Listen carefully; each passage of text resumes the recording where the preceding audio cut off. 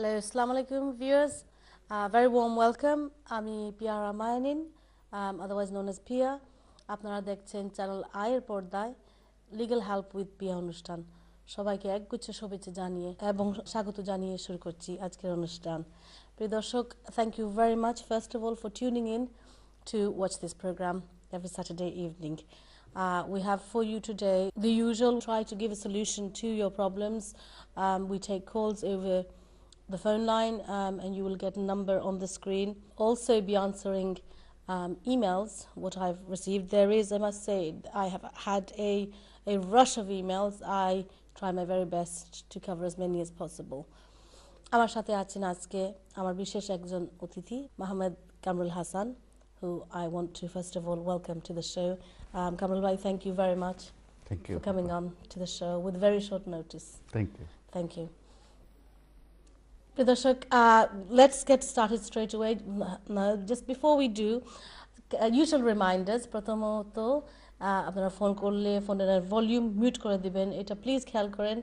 আপনারা যতই বলি না কেন, জানি না কিসের জন্য আপনারা এটা খেয়াল করেন না, তারপরে অনেক সময় নষ্ট হয়ে যায় তাতে।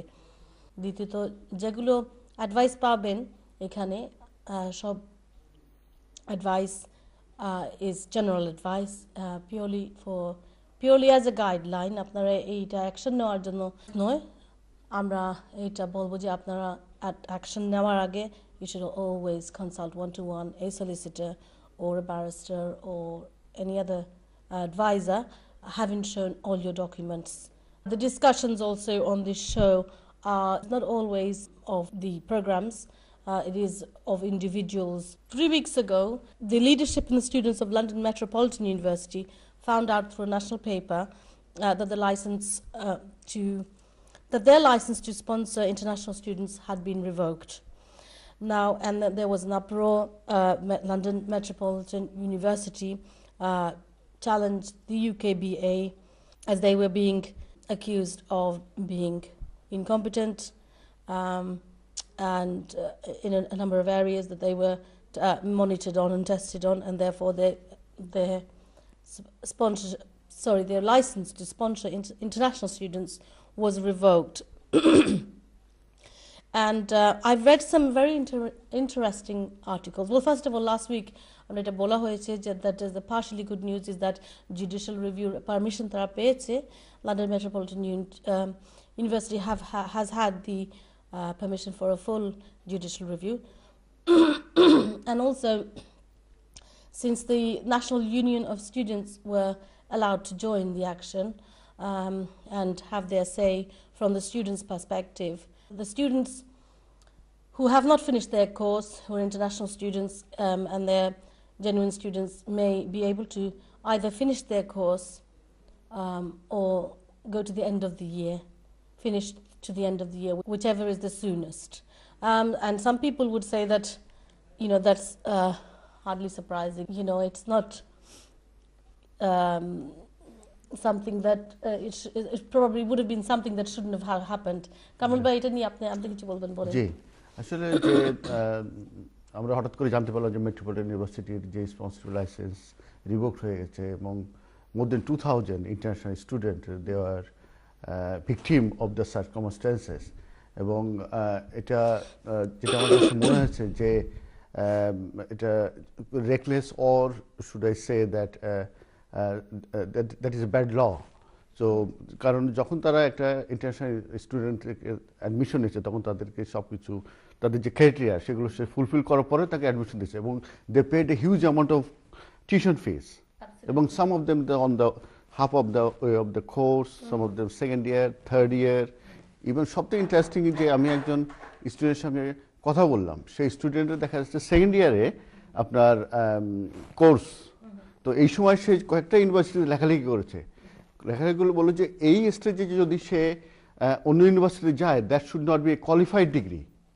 কোয়ালিফাইড ডিগ্রি যদি না হয়, সে তখন বার প্রফেশনাল ট্রান্সফার কোর্স কিংবা বিপি আপনার যে আরেকটা যেটা যে অন্যান্য যে কোয়ালিফাইড প্রফেশনাল কোর্স আছে সেগুলোতে সে কিন্তু অ্যাক্সেস পাবে না। তার মানে কি, তাদের not only tuition fee, not only course, এবং ফিউচার যে তাদের টার্গেট, সেই টার্গেটে তারা they can't access because of this. তো এটা আসলে কোনোভাবেই ইরেশনাল এবং আমার কাছে কোনোভাবে এটা জাস্টিফাই করা যায় না। তো এটা খুবই খুবই খুবই খারাপ। তো জাস্ট অ্যাটলিস্ট একটা হোপ যে they are being allowed to continue their study, at least Tuesday থেকে ওদের তাদের ক্লাস শুরু হয়ে যাচ্ছে এবং either academic year or course which one is sooner সেটা তারা অ্যাটলিস্ট করতে পারবে। This is partially good news. I mean, there are lots of students, parents who had started legal action in their own rights for their children in this, around this subject. And the reading that I did earlier on this week is quite interesting. That that London Metropolitan University, as we know, is a sort of largely a recruiter or a of students of working class background, and I was reading a couple of articles, prestigious papers and magazines like The Economist and things like that. It was attacked, and they've lost about £10 million from their revocation. They will be losing £10 million every year now from the loss of international students. Now, and of course in the higher education sector as a whole, you see the international students are subsidizing home students by about £12 billion, and and so this is on a larger scale the damage done to the reputation of universities in the UK. As I said, these students' parents have lost faith in them. People outside who know their children are being treated like this will not recommend anyone else coming here. And the class issue that I was talking about is that there were other universities apparently who have, for instance, London Durham University, there is a release of a WikiLeaks cable. WikiLeaks is a online cable where you can see confidential documents of the US government in the public domain. Tara jeta leak koreche is that Durham University থেকে হয়েছে that there was a revelation that Professor Anush Etheshami, his department had been accepting money from the US government to gather intelligence on visiting officials from the Iranian government.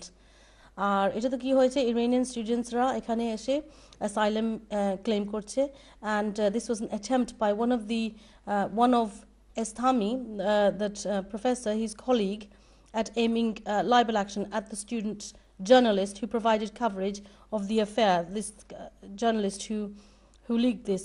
So there are even more serious things happening in bigger universities that doesn't seem to bother the UKBA. Things are going on also in Kingston University, Durham University. They are bigger universities and perhaps more upper class, middle class than London Metropolitan. And over there also in Kingston University, I was saying the Quality Assurance Agency. Now the Quality Assurance Agency is a safeguarding standards and improving, is an agency, who safeguards standards and improves the quality of UK higher education. They have upheld a complaint in relation to the attempt to bully the external examiner in pretending that one of the course lacked standards. Now this was upheld.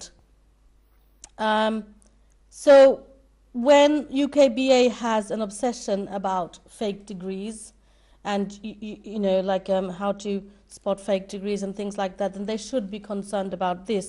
So it's the argument that last week I think it was Mr. Rahman who pointed out that Tescote all these illegal immigrants were, this was never identified by UKBA or pointed out by UKBA. It's very, very similar here, that Durham University, Kingston University are not picked on by the UKBA. In fact, Instead, they aim for working class students who probably had it more tougher to find a place, to find the money. Anyway, we will carry on with this. আমি একটা call নিয়ে নেই, আমাকে বলা হয়েছে callers are online. Hello, আসসালামু আলাইকুম। আসসালামু আলাইকুম। হ্যালো জি, হ্যালো, আসসালামু আলাইকুম। হ্যালো সালাম আলাইকুম, শোনা যাচ্ছে? হ্যালো জি, আমাকে শোনা যাচ্ছে, আপনি কি আমাকে শুনতে পাচ্ছেন? জি জি সিস্টার, সালাম আলাইকুম সিস্টার। জি, বলুন। 2 জুনের 10 তারিখে আমি আমার ওয়াইফ এবং আমার বাচ্চাকে নিয়ে আসছি। আমার বাচ্চার জন্ম বাংলাদেশে হয়েছে। আমি বিয়ে করার আগে আমি ব্রিটিশ সিটিজেন ছিলাম। যখন ওরা আসছে, ওদের দুইজনকেই 2 বছরের ভিসা দিচ্ছে। এখন আমি যখন অ্যাপ্লাই করবো আমার বাচ্চার জন্য, ওর জন্য কি ইন্ডিপেন্ডেন্ট লিভ টু রিমেইনের জন্য আবার ওয়েট করা লাগবে, নাকি এমএনএন ফর্ম করে ডাইরেক্ট আমি অ্যাপ্লাই করে দিতে পারবো? আপনি কি ব্রিটিশ সিটিজেন নাকি সেটেল সিটিজেন? Settle citizen. জি, আপনার ওয়াইফ ভিসা, স্পাউস ভিসা এসেছেন, তাই না? জি জি জি আমি ব্রিটিশ সিটিজেন, আমি বিয়ে করার আগে থেকে ব্রিটিশ সিটিজেন। এখন আপনি জানতে চাচ্ছেন যে আপনার বাচ্চা আপনার ওয়াইফের জন্য যখন ইনডেফিনিট লিভ অ্যাপ্লাই করবেন, আপনি কি আলাদা আলাদা করবেন সেটা জানতে চাচ্ছেন নাকি? হ্যাঁ, না, আমি চাচ্ছি যে আমার ওয়াইফের জন্য যখন লিভ টু রিমেইনের জন্য অ্যাপ্লাই করব, জি, তখন তো এটার জন্য তো আমার এখনো 2 বছরের মতন অপেক্ষা করতে হবে। কিন্তু আমার বাচ্চারে তারা তো আমার ইয়ে দিচ্ছে, ওই যে 2 বছরের ভিসা দিচ্ছে। কিন্তু আমি যেহেতু ব্রিটিশ সিটিজেন, আমার বাচ্চা জন্ম হওয়ার আগে কেন এটা দিল তা তো আমি জানি না। কিন্তু আমার কি ডাইরেক্ট আমি MN1 ফর্ম করে তার ব্রিটিশ সিটিজেনশিপের জন্য অ্যাপ্লাই করতে পারবো, এটা জানতে চাচ্ছি। ওনার ন্যাচারালাইজেশন উনি কি বাই ডিসেন্ট কিনা, মানে ওনার বাংলাদেশে জন্ম? আপনি যে ব্রিটিশ আগে থেকে, কিভাবে আপনি ব্রিটিশ হলেন? আমি ব্রিটিশ এখানে ওই আজ থেকে 1998 আপনার 98 ওই যে ওভার এক্সটেন্ডেড যে এটি ছিল, ওই সময় হয়েছিলাম। আমার বিয়ের অনেক আগে আমি ব্রিটিশ সিটিজেন। ন্যাচারালাইজেশন করেছিলেন? জি, আপনি ন্যাচারালাইজেশন করেছিলেন এখানে? হ্যাঁ, ন্যাচারালাইজেশন সার্টিফিকেট সব অ্যাপ্লাই করে আমি ব্রিটিশ পাসপোর্ট সব কিছু আমার বিয়ের আগেই হয়ে গেছে। আর আপনার বাচ্চা কোথায় জন্ম হয়েছে? এখানে? বাচ্চা তো জন্ম বাংলাদেশে হয়েছিল। বাংলাদেশে হয়েছিল। So he is otherwise by descent and the child was born in Bangladesh. এটা আমি কভার করেছিলাম গত সপ্তাহে। কামরুবা একটু হ্যাঁ, brother, we don't think you need to do an MN1 because because you were otherwise by descent, so your child automatically becomes British regardless of the fact that he was born in Bangladesh. আর আপনি সরাসরি পাসপোর্টের জন্য apply করেন, ঠিক আছে? বুঝতে পেরেছেন? আমি যখন অ্যাপ্লাই করব, তাহলে আমি কি করব? তাহলে পোস্ট অফিস থেকে অ্যাপ্লিকেশন ফর্ম নিয়ে ডাইরেক্ট অ্যাপ্লাই করে দেব? জি, সেটাই বলছি আমরা, যে পোস্ট অফিস থেকে এখন আপাতত ফোন রাখবো তাহলে। জি,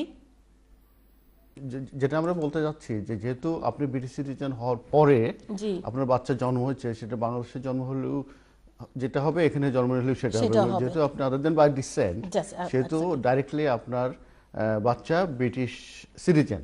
তো এই ক্ষেত্রে যে MN1 অ্যাপ্লিকেশন না করে স্টেটে আপনি ব্রিটিশ পাসপোর্টের জন্য অ্যাপ্লাই করতে পারেন। চলে যাচ্ছি পরবর্তী করার কাছে। হ্যালো, আসসালামু আলাইকুম। ওয়ালাইকুম আসসালাম।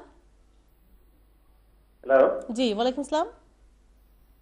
আচ্ছা, আমি একটা জানতে চাই, যারা ডিকশনারি লিভে আছে তারা কি কোনো তাদের ইয়ে চেঞ্জ করতে পারে, মানে কোনো ব্রিটিশ ছেলে মেয়ে তাদেরকে বিয়ে করতে পারে? ভাই, প্রশ্নটা আমার আপনার কাছে ক্লিয়ার হচ্ছে? উনি ডিসক্রিপশনাল লিভে আছেন, উনি বলছেন যে এখন উনি ব্রিটিশ সিটিজেনকে বিয়ে করতে চান, এই তো কোশ্চেনটা? জি জি জি, এক্ষেত্রে আপনি বিয়ে করতে পারবেন, এক্ষেত্রে কোনো রেস্ট্রিকশন নাই। আপনাকে যেটা করতে হবে, আপনার লোকাল যে আপনার ম্যারেজ রেজিস্টার অফিস আছে এখানকার, সেখানে আপনি ইন্টেনশন টু ম্যারেজের নোটিশ দিতে হবে এবং সেখানে বুকিং দিলে তারপরে আপনি অ্যাপয়েন্টমেন্ট করে সেখানে সুইচটা এখান থেকে করা যাবে না, এটা কি বাংলাদেশে নিয়ে আসতে হবে? হ্যাঁ, বিয়ের ক্ষেত্রে তো আপনার কোনো রেস্ট্রিকশন থাকছে না। বিয়ের ক্ষেত্রে তো কোনো ইন কান্ট্রি বিয়ে আপনি করতে পারবেন। আর আপনার আবার ফার্দার কোশ্চেন আছে কিনা যে আপনি এখান থেকে ম্যারেজ অ্যাপ্লিকেশন কিংবা স্পাউস অ্যাপ্লিকেশন করতে পারবেন না, এটা কি আপনার কোশ্চেন? জি, সেই ক্ষেত্রে যে এখন যে 9 জুলাইয়ের পরে যে লটা এসেছে যে আপনার বিয়ে করার পরে এটা কি হাজবেন্ড ওয়াইফ টুগেদার দেখালে হবে না এক পক্ষ থেকে দেখাতে হবে? এটা আপনার ইনকামটা আপনাদের দুজনের ভিতরে দেখাতে পারবেন, কিন্তু এটা হতে হবে 18,600।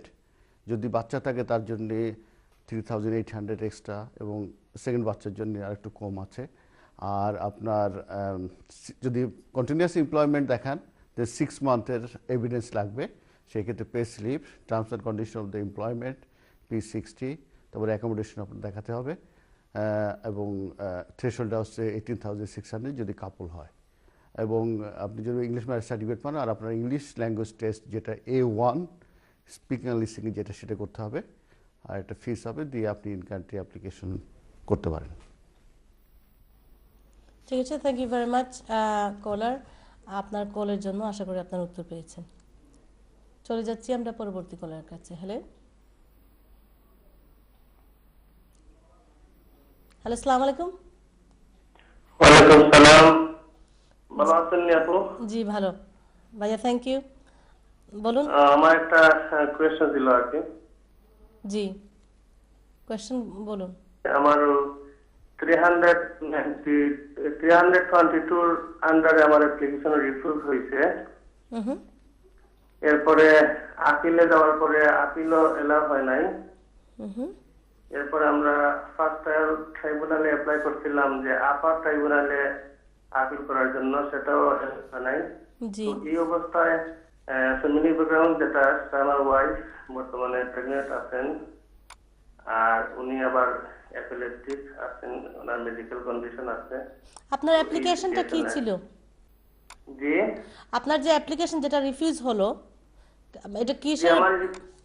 Human rights. ওই যে কলেজ থেকে আমাকে একটা ইংলিশ টেস্ট সার্টিফিকেট দিছিল, ওই সার্টিফিকেটটা জেনুইন ছিল না, এই কারণে রিফিউজ করছিল তারা।